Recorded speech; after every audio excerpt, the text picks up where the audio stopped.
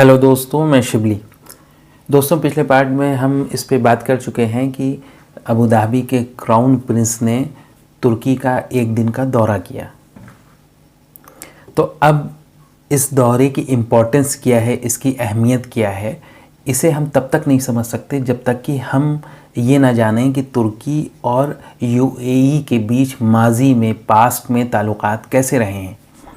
तो आइए हम इसको जानते हैं और ख़ासकर उन नुकात को जानते हैं जिनके ऊपर दोनों के दरमियान जो है तनाज़ात रहे हैं, डिस्प्यूट्स रहे हैं और डिफरेंट पॉइंट ऑफ व्यू रहा है, मुख्तलिफ जो है मौक़िफ़ रहे हैं, मुख्तलिफ नुक्ताए नज़र रहे हैं। तो अगर हम इसका जायज़ा लेंगे तो हमें आसानी होगी दोनों के दरमियान ताल्लुकात की नोइयत को समझने में।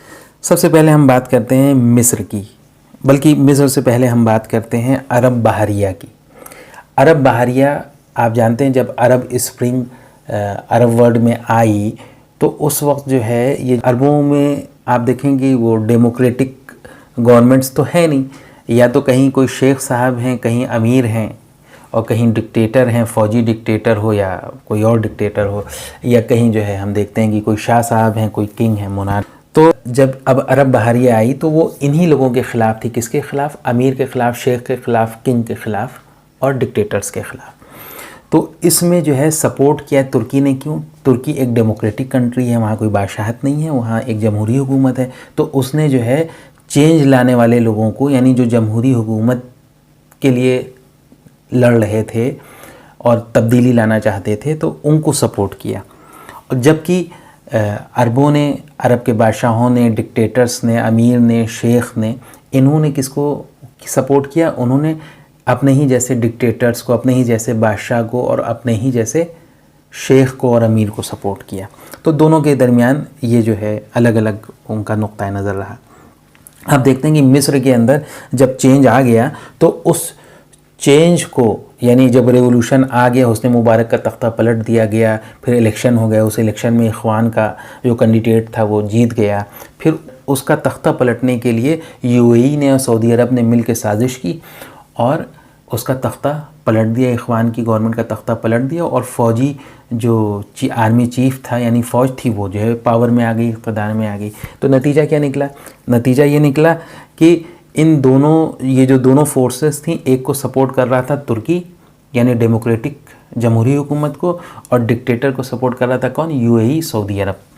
तो ये एक डिस्प्यूट था। इसी तरह अगर हम सीरिया देखें तो सीरिया के अंदर तुर्की सपोर्ट कर रहा था वो लोग बशर अल असद के ख़िलाफ़ खड़े हुए थे, जिनमें ज़्यादातर तादाद इख्वान मुस्लिमून के लोगों की थी, उन्हें सपोर्ट कर रहा था। जबकि यूएई भी वहाँ सपोर्ट कर रहा था। किसको सपोर्ट कर रहा था? वो उन सीरियन डेमोक्रेटिक फोर्सेस को सपोर्ट कर रहा था जो कि तुर्की की फ़ौज के ख़िलाफ़ लड़ रही थी, क्योंकि सीरियन डेमोक्रेटिक फोर्सेस जो थी उसमें अक्सरियत जो थी, मेजॉरिटी जो थी, वो कुर्दों की थी, कुर्द फाइटर्स थे। तो दोनों के दरमियान जो है एक डिस्प्यूट ये भी था।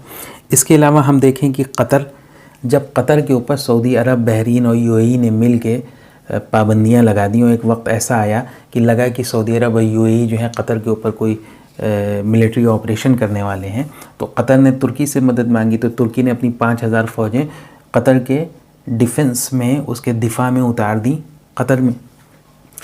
तो इसके ऊपर भी सऊदी अरब और यूएई में जो है बहुत नाक भवें चढ़ी। इसके अलावा हम लीबिया देखते हैं।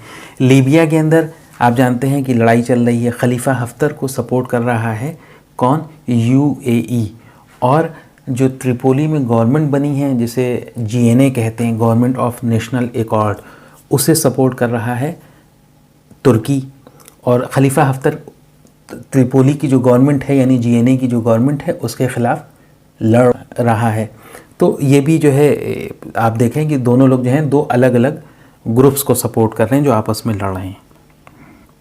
इसी तरह हम ये देखें कि ग्रीस, जिसके तुर्की से ताल्लुकात अच्छे नहीं हैं, लेकिन क्योंकि तुर्की से ताल्लुकात यूएई के नहीं अच्छे हैं, इस वजह से यूएई जो है वो ग्रीस को सपोर्ट कर रहा है, उसके साथ एग्रीमेंट कर रहा है और उसके साथ जो है पैंगे बढ़ा रहा है तुर्की को चिढ़ाने के लिए या तुर्की को नुकसान पहुंचाने के लिए। इसके अलावा हम ये देखें कि फर्स्ट वर्ल्ड वार जब हुई तो उससे पहले आर्मीनिया के अंदर एक کہا جاتا ہے کہ بہت بڑی تعداد میں آرمینیا کے عیسائیوں کا قتل عام ہوا. اسے دنیا جینوسائیڈ کہتی ہے. تو بہت سے لوگ دنیا کے ملک جو ہیں اسے جینوسائیڈ نہیں مانتے، کچھ لوگ مانتے ہیں. لیکن یہ کہ ہم یہ دیکھیں کہ اس کے لیے ابوظہبی نے ترکی کی ضد میں آرمینیا کے عیسائیوں کا جو قتل عام ہوا تھا اسے جینوسائیڈ کے طور پہ مان لیا تاکہ وہ ترکی کو جو ہے ڈپلومیٹک نقصان پہنچا سکے. اسی طرح ہم یہ دیکھیں کہ جب یمن میں سکوترا نام کا جو ایک آئی لینڈ تھا جو یمن کا تھا، اس کے اوپر قبضہ کر لیا ساٹھ گاٹھ کر کے یمن کے وارلارڈ سے. کس نے؟ یو اے ای نے. تو ترکی نے جب اس کے خلاف آواز اٹھائی کہ وہ یمن کی ٹیریٹری میں ہے، آپ اس کے اوپر کیسے قبضہ کر سکتے ہیں، آپ اپنی فوجیں اس پہ کیسے اتار سکتے ہیں. تو بہرحال جو ہے یہ بھی دونوں کے درمیان جو ہے تنازع کی ایک وجہ تھی. اس کے علاوہ آپ جانتے ہیں سائپرس دو حصے ہیں، ایک حصے میں جو ہے عیسائیوں کی اکثریت ہے، ایک حصے مسلمانوں کی اکثریت ہے. تو جو مسلمانوں کی اکثریت والا جو سائپرس ہے اسے ترکی سپورٹ کرتا ہے، اور جو عیسائیوں کی اکثریت والا سائپرس اسے پورا جو ہے یورپین یونین سپورٹ کرتا ہے، گریس سپورٹ کرتا ہے. تو اس میں بھی جو ہے یو اے ای جو ہے وہ ترکی کے خلاف جو کرسچن سائپرس ہے اسے سپورٹ کرتا رہا ہے. اس کے علاوہ آذربائیجان اور آرمینیا کے درمیان جو لڑائی ہوئی اس میں یو اے ای کا جو میڈیا ہے وہ پوری طرح سے آرمینیا کے سپورٹ میں کھڑا نظر آیا، کیونکہ ترکی آذربائیجان کو سپورٹ کر رہا تھا. اس وجہ سے انہوں نے یو اے ای نے سپورٹ کیا کرسچن آرمینیا کو. تو یہ بھی ایک وجہ ہے دونوں کے درمیان جو ہے ڈسپیوٹ کی. اس کے علاوہ 2019 میں ایک ترکی میں یو اے ای کا ایک بڑا جاسوسی نیٹ ورک پکڑا گیا جسے آپریٹ کیا جا رہا تھا یو اے ای سے، اور کہا جاتا ہے کہ کراؤن پرنس محمد بن زاید آل نہیان کا بہت قریبی بندہ ہے محمد دہلان. وہ جو ہے وہ جاسوسی کا نیٹ ورک جو ہے وہ چلا رہا تھا ترکی میں، ترکی کی جاسوسی کے لیے. وہ نیٹ ورک پکڑا گیا تو اس کی وجہ سے بھی دونوں کے درمیان جو ہے وہ کافی کھینچتان ہوا. اس کے علاوہ 2016 کے اندر جب ترکی کے اندر فوج نے اردوغان کا تختہ پلٹ کرنے کی کوشش کی تو کچھ ای میلز وغیرہ لیک ہوئے. اس سے یہ پتہ چلا کہ اس تختہ پلٹ کی کوشش میں یو اے ای کی ایمبیسی جو انقرہ میں تھی اس کا بھی رول تھا. اس کے ایمبیسڈر کے کچھ ای میلز پکڑے گئے. اس کے علاوہ جو فنڈز فوجیوں کو جو فنڈز دیے گئے تھے، تختہ پلٹ کرنے والے فوجیوں کو جو پیسے دیے گئے تھے، وہ ٹرانزیکشن جو ہے وہ دبئی سے اور ابوظہبی سے وہ ٹرانزیکشن کچھ پکڑے گئے. تو دونوں کے درمیان اس کے اوپر بھی بہت زیادہ جو ہے وہ سخت باتوں کا تبادلہ ہوا، لین دین ہوا. تو بہرحال یہ جو چیزیں ہیں، ان تمام چیزوں پہ ان تمام باتوں پہ جب ہم نظر ڈالتے ہیں تو ہم یہ دیکھتے ہیں کہ دونوں کے درمیان جو نقطۂ اتفاق جو ہے وہ نہ کے برابر ہے اور نقطۂ اختلاف جو ہے وہ بہت سے ہیں.